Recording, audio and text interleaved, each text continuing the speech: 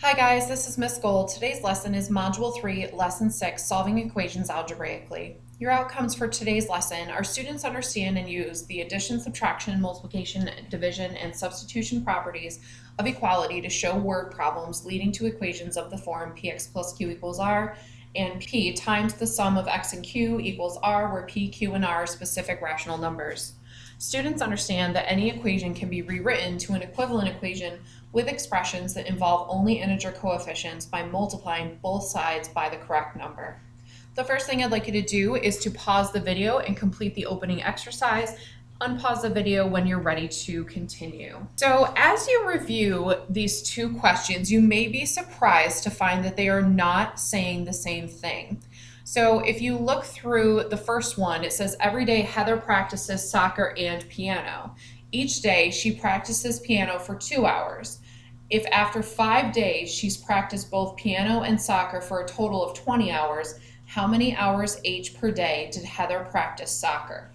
So notice in this case, she practices both soccer and piano every single day for 5 days. So we have to take H, meaning the number of hours that soccer was practiced, add on the 2 hours for piano, and then those are multiplied by 5 because she does both of them for the 5 days.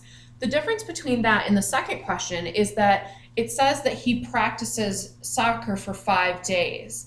Then over the 5 days, he also practices piano for 2 hours.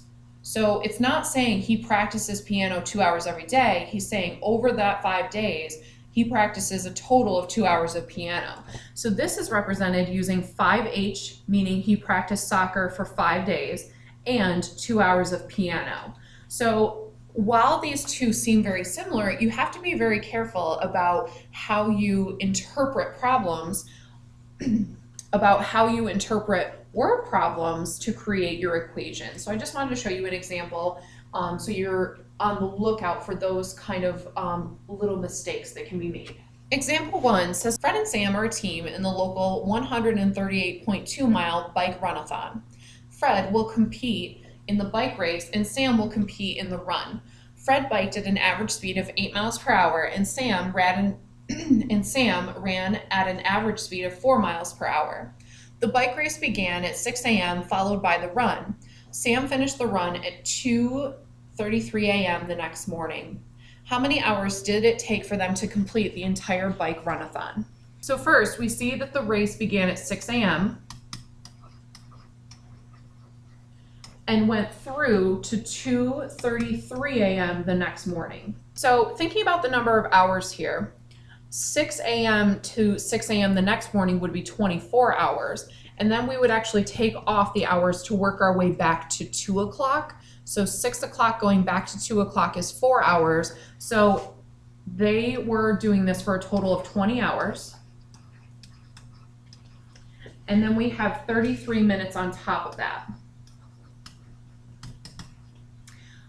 But notice that if we're going to do anything with this, we probably want this all in one unit. So it'd be easiest to turn 33 minutes into hours by dividing by 60 minutes. And that gives us a total of 20.55 hours.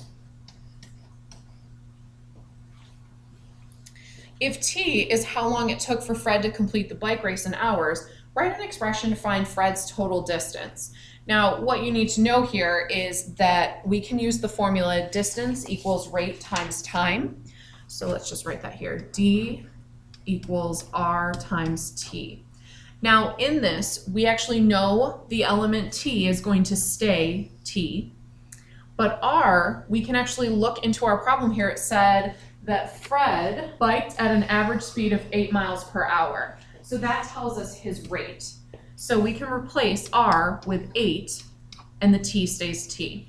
So Fred's distance is equal to 8T. Write an expression in terms of T to express Sam's time. So notice it says that they want us to write an expression, not an equation.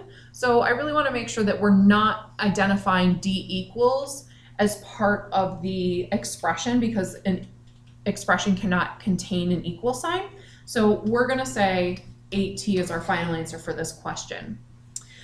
Part C says write an expression in terms of t to express Sam's time. Now notice, if we are focused on the fact that Fred took t hours and we know the total time was 20.55 hours, then Sam's time would be the difference of those two.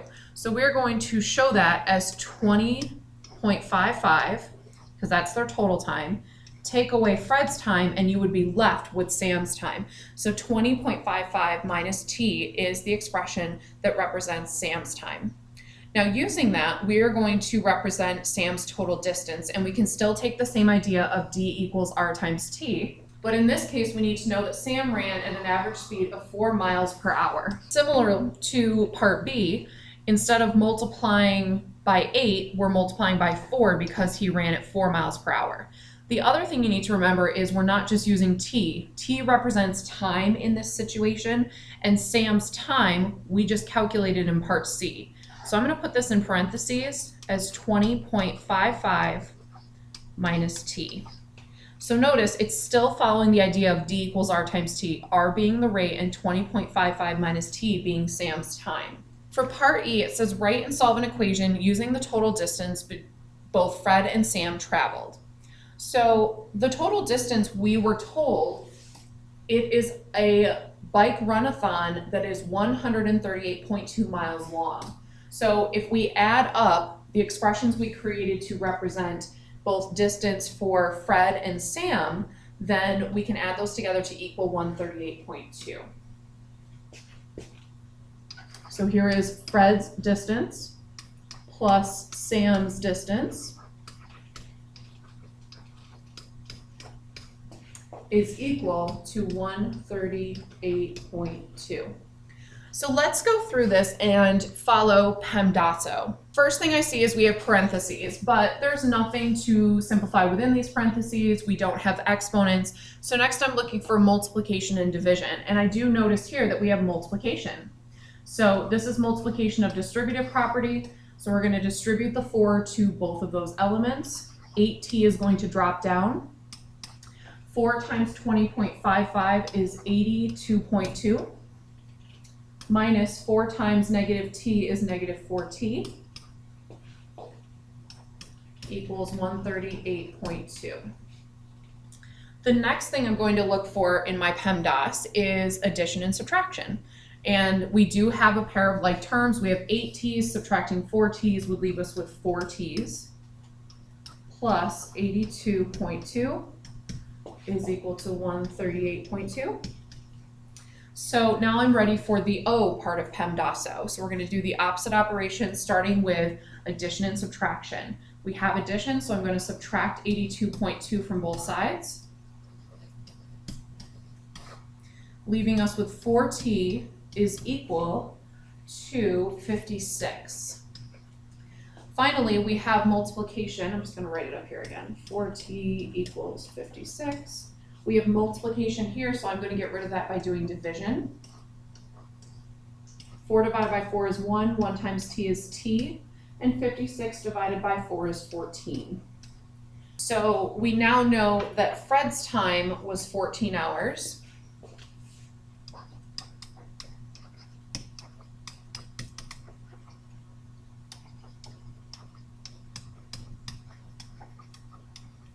So to find Sam's time, we can do 14 being taken away from 20.55.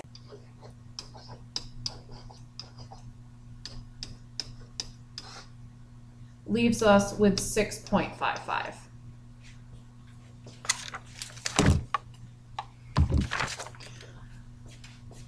So Sam's time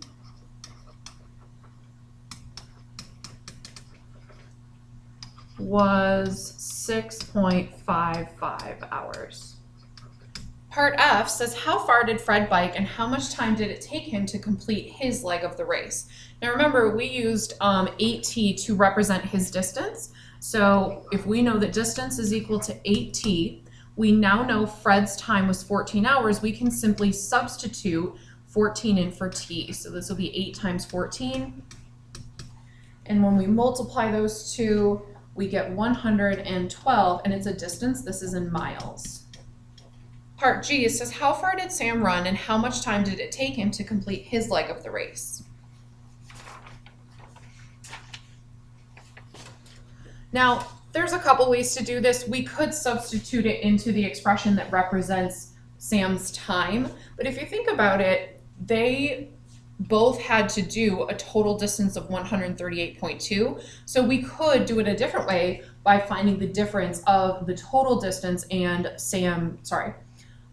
the total distance and Fred's distance traveled. So let's do that. It's a little bit quicker.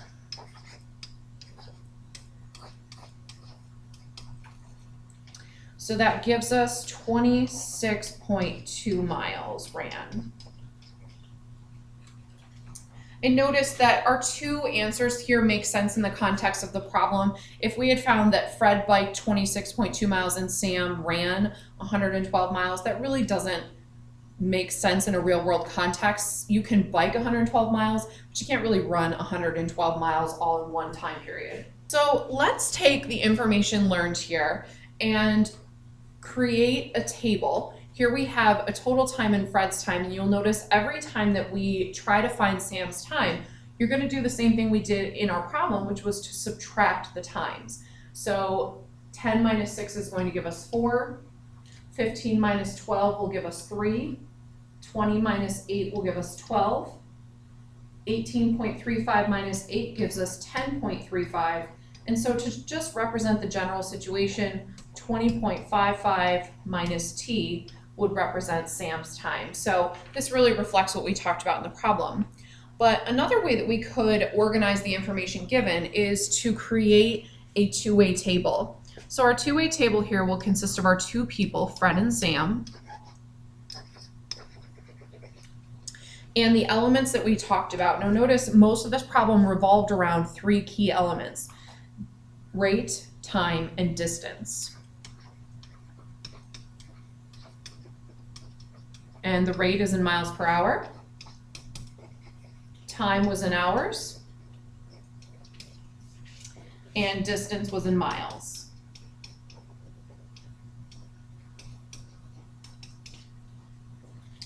So we know that Fred's rate was 8, Sam's rate was 4. Time for Fred was represented with t. So Sam would be the total time minus Fred's time, 20.55 minus t, and their distance is calculated by rate times time. So this one would be 8t, and this one would be 4 times 20.55 minus t. But we could do the distributive property here and show an equivalent expression, which would be 82.2 minus 4t. Now let's take this idea of a two-way table and apply it to example 2. So example 2 says Shelby is 7 times as old as Bonnie. If in 5 years the sum of Bonnie and Shelby's age is 98, find Bonnie's present age. Use an algebraic approach.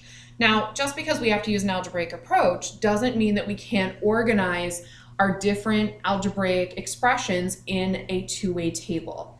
So notice the two people that we're talking about here is Shelby and Bonnie. And the first piece of information they gave us was that Shelby is 7 times as old as Bonnie. So the unknown here, we would probably want to call Bonnie X. And so really what we're talking about is the present age.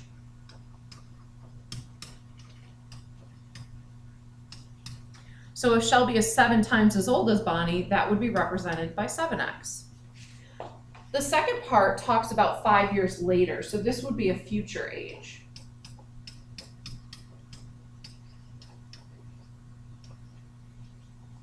So if I wanted to show 5 years from now, Bonnie would be 5 years older, and we can show that by x plus 5.